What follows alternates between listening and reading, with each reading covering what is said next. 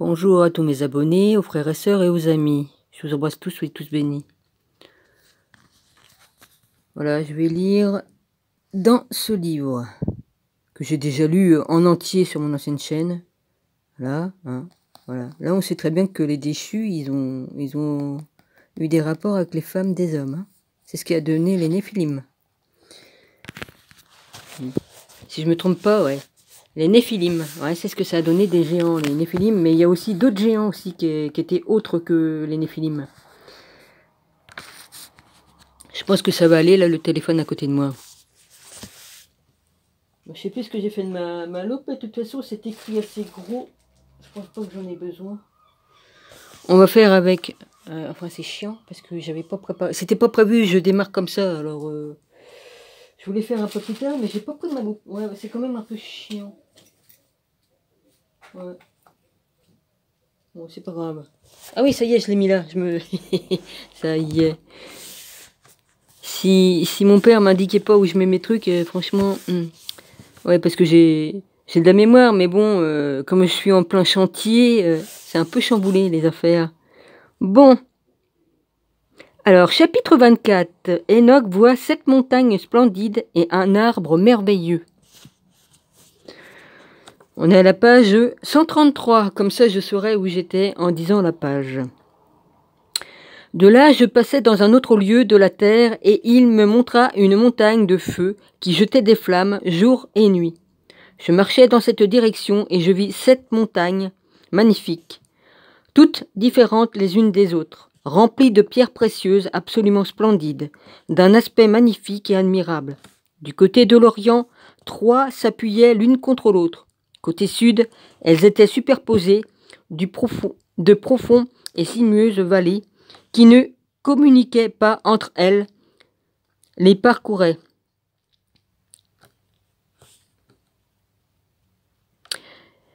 La 7e montagne était au milieu, les dépassant toutes comme un trône. Elles étaient entourées d'arbres odoriférants. Parmi eux, il s'en trouvait un dont je n'avais encore jamais senti le parfum, et il était le seul de cette sorte. Il exalte une odeur à nul autre pareille. Ses feuilles, ses fleurs et son bois ne se dessèchent jamais. Il porte des fruits magnifiques qui ressemblent aux grappes du palmier. On se doute bien quel arbre que c'est, hein. Alors je m'exclamais, quel arbre magnifique! Ses feuilles sont splendides et ses fruits appétissants. Michael, qui s'occupait de ces arbres, me dit.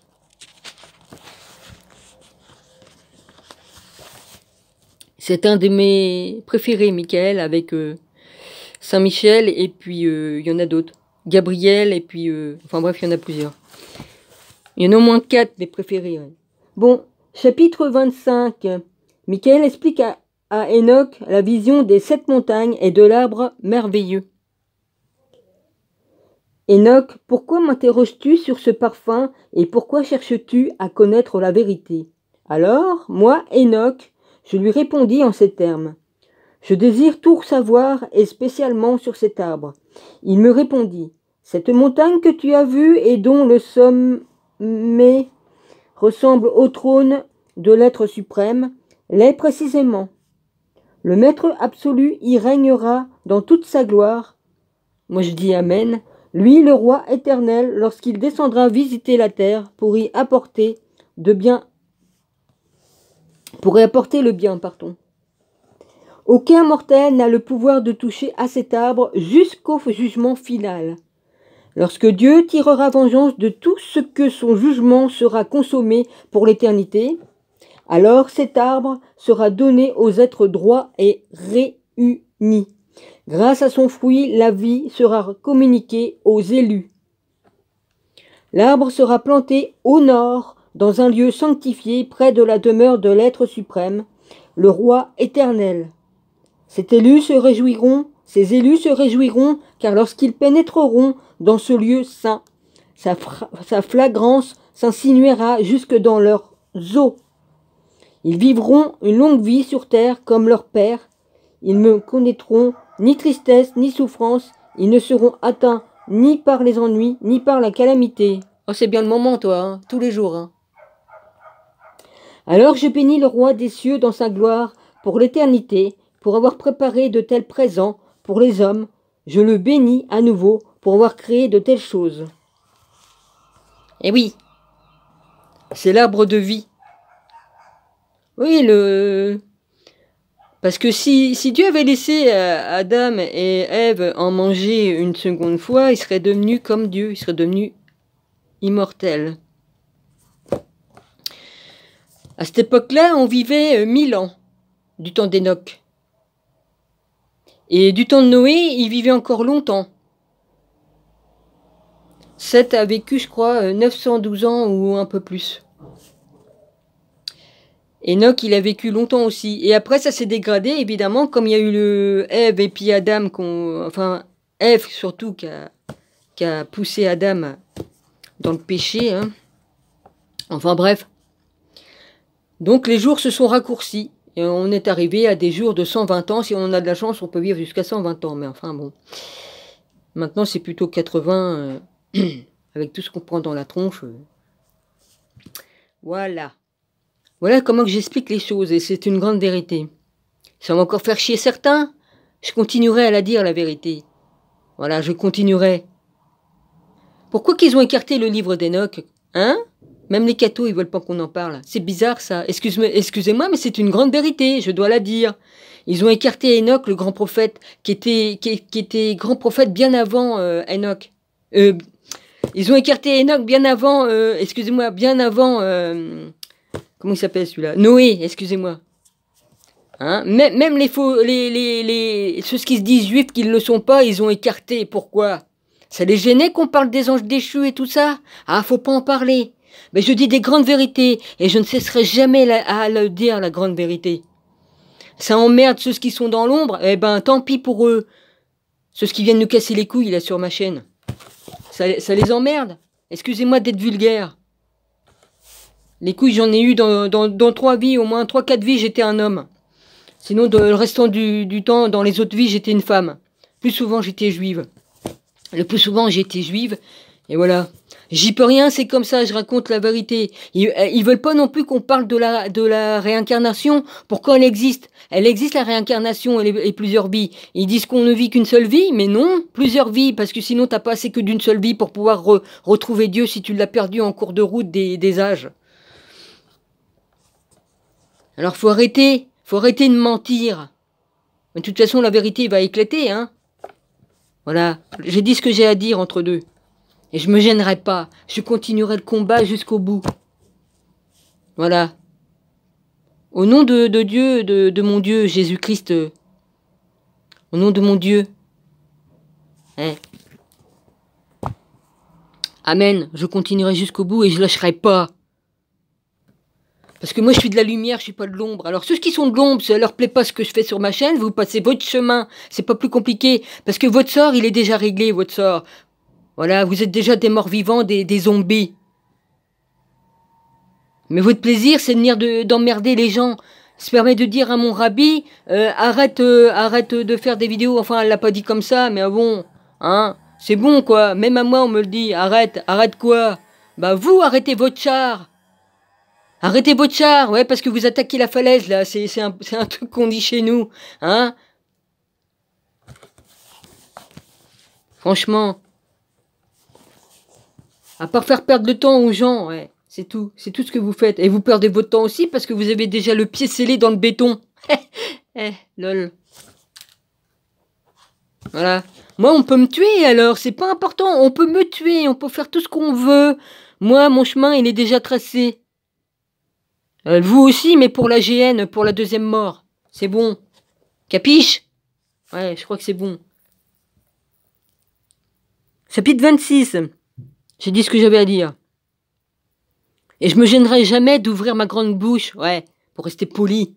Oui, il faut quand même pas que j'exagère trop dans les gros mots, parce que papa va se fâcher après moi. Enfin, il va se fâcher. Des fois, il me dit, Dominique, arrête. Eh ben, j'arrête. Il me le dit. Heureusement, d'ailleurs. Parce que moi, comme je suis parti, hein. Il n'y a pas, hein. Bon, chapitre 26. Enoch voit d'autres montagnes séparées par de profondes vallées. De là, je me rendis au milieu de la terre et vis un lieu béni et fertile où poussaient des arbres qui continuaient à produire des rameaux, même quand on les avait coupés. Une montagne se dressait au pied de laquelle coulait une rivière dont l'eau venait de l'ouest et se dirigeait vers le sud. À l'ouest s'élevait une autre montagne encore plus haute que la première. Elle était séparée par une gorge étroite et profonde, au fond de laquelle coulait une eau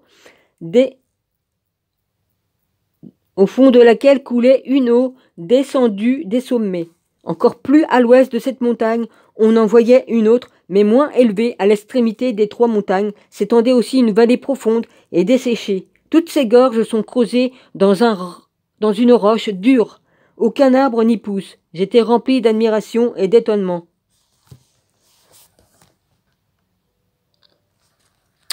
Chapitre 27. Uriel explique à Enoch la vallée maudite. Je demandais alors pourquoi ce lieu est-il béni et cette vallée maudite. Uriel, mon compagnon, me répondit, elle est destinée à ceux qui sont maudits pour l'éternité. Voilà, c'est là où c'est que vous allez finir, vous, les déchus, et puis tous ceux qui sont du côté de l'ombre, qui sont à faire le mal. C'est là que seront rassemblés tous ceux dont la bouche prononce des paroles insultantes à l'encontre de Dieu, qui sont remplis d'insolence à l'égard de sa gloire. Ils resteront là tous ensemble pour être punis. À la fin des temps, ils assisteront au spectacle du jugement, lequel sera conforme aux lois universelles et se fera... J'ai perdu ma ligne, moi. Resteront là ensemble pour être punis à la fin des temps. Ils assisteront au spectacle du jugement, lequel sera conforme aux lois universelles et se fera en présence de tous ceux qui les respectent. Là, tous les jours, ceux qui auront obtenu une juste rétribution béniront l'être suprême en gloire, le roi des cieux pour l'éternité. Moi je dis Amen. Le jour du jugement des mauvais, ceux qui suivront les lois le béniront en remerciement de ce qu'il leur a attribué dans sa miséricorde. Aussi je bénis le Maître absolu en gloire. Moi aussi. Là, il marque des extraits. 79 Jean 11, 24. Marthe lui dit, je sais qu'il ressuscitera en la résurrection au dernier jour. Jésus lui dit, moi je suis la résurrection et la vie. Celui qui croit en moi, encore qu'il soit mort, vivra. Et quiconque vit et croit en moi, ça ne mourra point à jamais. Crois-tu cela? Ben moi je le crois, oui. Oh, puis ça pue la lessive du voisin. Oh, putain. Excuse-moi. Faut que t'arrêtes avec le mot putain, Dominique. Hein. Ouais, bah j'ai tellement entendu Gilles le dire, et puis bon, bah, j'ai du mal à m'en défaire de cette merde. Il va bien falloir que ça s'en aille. Je l'ai demandé plusieurs fois à un père, mais j'ai un mal de chien. Excuse-moi, papa. Ouais, j'ai un mal de chien à me défaire de ça, pourtant j'ai demandé plusieurs fois. Ben, je vais continuer à prier puis à demander, hein, parce que là, franchement, je crois que c'est l'adversaire qui s'amuse avec moi. Ouais. Un trou du cul. Ouais. Excuse-moi, j'ai le droit de le dire, trou du cul, parce que c'en est un. Enoch voit alors, chapitre 28, Enoch voit un cours d'eau. Ensuite, je me dirigeai vers l'est, traversant la chaîne des montagnes du désert, et je vis une vaste étendue sauvage, solide et remplie d'arbres. Il faisait jaillir l'eau du ciel, qui ressemblait à un cours d'eau abondant, se déversant vers le nord-ouest de tous côtés, s'élevant des nuages et de brumes.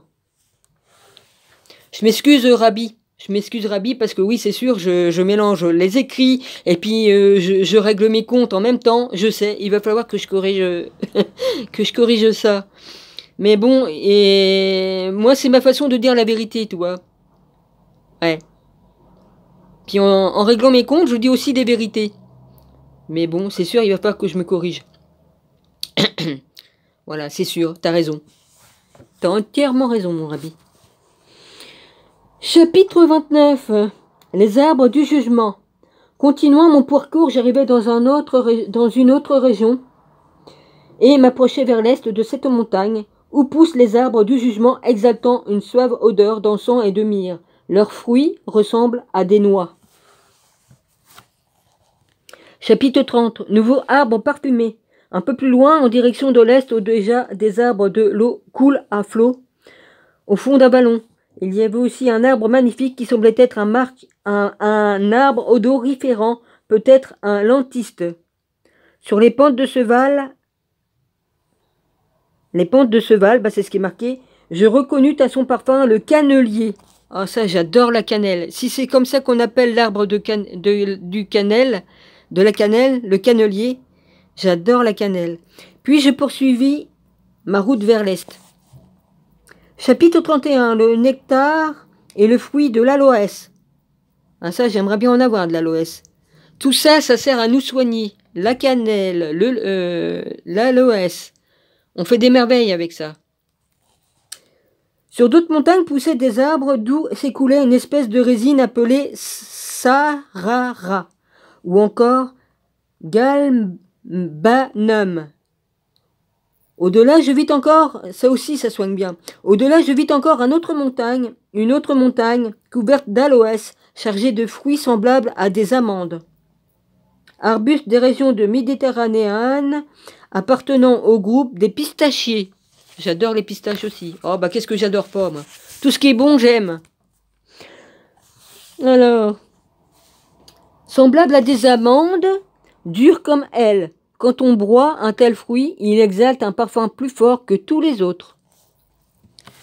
Alors j'en suis à 16 minutes 35. J'ai le droit à 38,24, c'est ça que c'est marqué après? Oh bah la vache, ils ont augmenté mon compteur. Oh bah dis donc. Chapitre 32.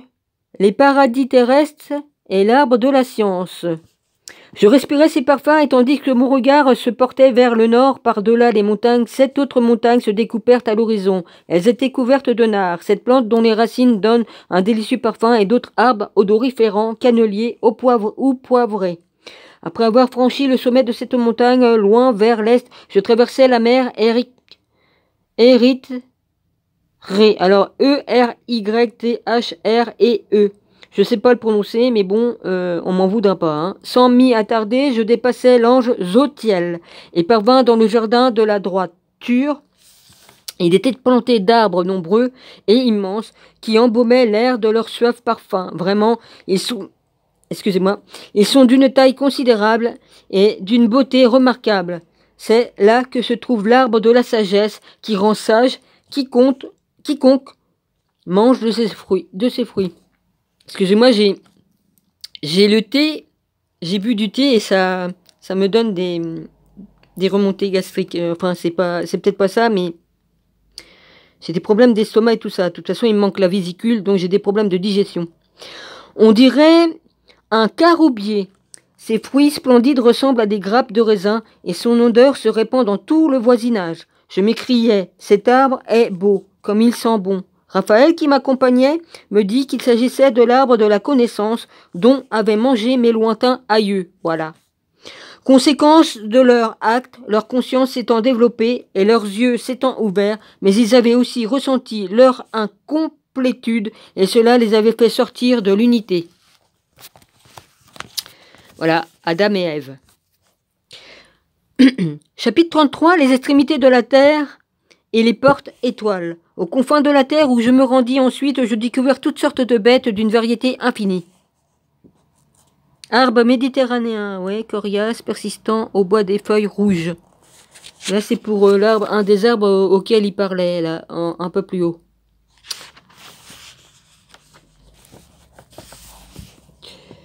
Que des oiseaux tous plus magnifiques les uns que les autres et différents par la couleur de leur plumage, leur taille ou par leur chant. Plus à l'est s'étendait une contrée qui permettait au ciel de se reposer. Les portes étaient ouvertes et je pus voir comment les corps célestes se lèvent. Je fis un décompte et inscrivis tout leur lever et leur fonction et leur nombre et leur nom. Je notais de leur conjonction, leur position, le temps et leur évolution, le mois de leur présence, ainsi qu'Uriel qui m'accompagnait me l'expliquait. Voilà, c'est comme ça qu'on connaît le vrai calendrier que Dieu avait mis en place. Ça n'a rien à voir avec celui qu'on a maintenant, depuis des millénaires. Chapitre 34, les couloirs des vents du Nord. Et après, je vais arrêter ici. Au nord, aux confins de la terre, un phénomène grandiose s'offrit à mes yeux. 3 couloirs s'ouvraient à chacun faisant sortir de vent du nord. Quand il soufflait, il apportait le froid, la grêle, le givre, mais aussi la rosée et la pluie. S'ils sortent par une des 2 portes, leur souffle est bienfaisant, mais lorsqu'ils passent par les 2 autres, leur force et leur violence sèment la désolation sur terre. Oh bah il reste encore un petit bout là. Les portes, chapitre 35. Les portes est issue de l'ouest. Aux confins de la terre, côté ouest, il y a aussi 3 couvertures comme l'est, autant d'ouvertures, autant d'issues. Bon bah je vais finir je continue. Chapitre 36. Au sud, je vis aussi 3 ouvertures qui laissent passer le vent du sud, porteur de rosées et de pluie. À l'est, il y avait 3 grandes portes et 3 plus petites et 3 plus petites au-dessus des grandes. Les étoiles passent chacune d'elles en direction de l'ouest, suivant le trajet qui leur a été donné. Je restais là à contempler ce spectacle et bénis le Maître absolu en sa gloire. Je continuais à le bénir pour les prodiges si extraordinaires et si beaux qu'il a accomplis. Il a fait tout cela afin de montrer l'ampleur de son œuvre à ses anges, aux esprits et aux hommes. Ainsi, ils ne cesseront jamais de louer cette œuvre grandiose, sa création tout entière. Voilà. Chapitre 37, seconde vision d'Enoch, 3 paraboles lui sont révélées. Ben ça sera pour la suite, hein. J'en suis à 21h35. Ça sera pour la suite. Et puis je lirai aussi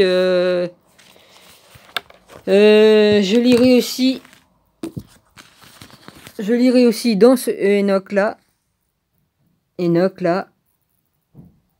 Voilà. Enoch là.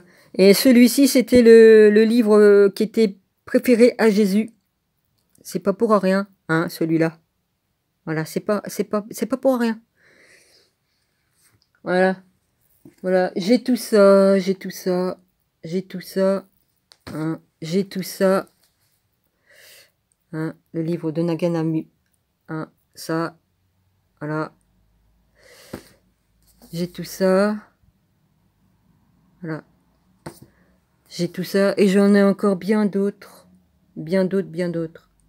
J'ai le Nouveau et l'Ancien Testament aussi, qui est très beau, mais illustré avec des images.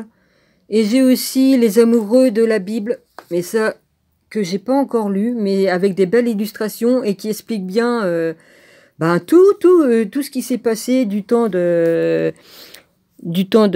ce qui s'est passé, quoi, toute l'histoire. Voilà.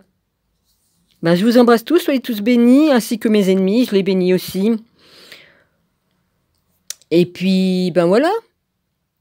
Ah, il y a une personne qui a dit, elle dit que les dragons n'existent pas. Bon, je vais pas la reprendre. Elle a le droit de croire ce qu'elle veut. Je laisse libre cours aux personnes et dans leurs croyances. Je les laisse, voilà.